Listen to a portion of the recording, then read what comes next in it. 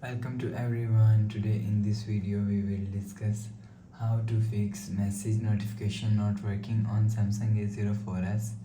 Let's start the video. If you want to fix this problem, go to app library, click on settings app.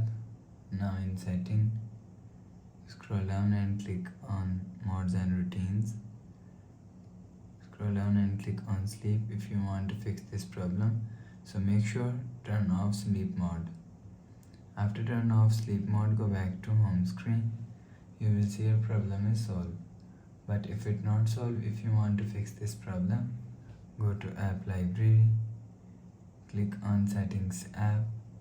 Now in setting, scroll down and click on apps. After click on apps, scroll down and search messages app. Click on messages app, click on storage. If you want to fix this problem, so force stop messages app. After force stop, go back to home screen. You will see your problem is solved. But if it still not solved, again click on settings app. Now in setting, scroll down and click on notifications. Click on do not disturb and make sure turn off do not disturb mode. After turn off do not disturb mode, go back to home screen.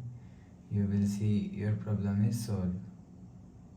But if it's still not solved, go to app library, click on settings app. Now in setting, scroll down and click on